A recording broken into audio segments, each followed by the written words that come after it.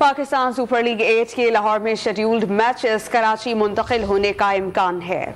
मज़ीद जानते हैं डॉन न्यूज़ के नुमाइंदे इमरान सिद्दीक से। इमरान बताएगा किस वजह से मैचेस कराची मुंतकिल किए जा सकते हैं।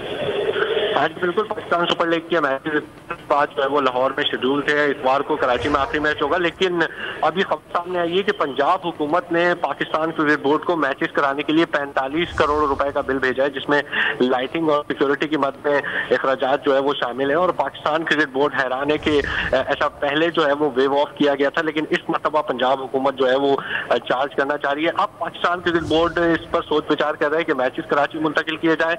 कल पाकिस्तान सुपर लीग के फ्रेंचाइज मालिकान और पाकिस्तान के दरमियान एक अहम इजलास हुआ, जिसके बाद फैसला किया जाएगा कि क्या मैचेस कराची मुंतकिल किए जाएं, या अगर फ्रेंचाइज मालिकान पैसे देने पर राजी होते हैं तो फिर ये मैचेस जो है वो लाहौर में ही। अगर सिंध हुकूमत की बात करें तो सिंध हुकूमत ने जो तमाम अखराजात हैं वेव ऑफ किए हैं और पाकिस्तान क्रिकेट बोर्ड से अखराजात की मद में उन्होंने पैसे नहीं लिए हैं। जी इमरान, बहुत शुक्रिया आपका।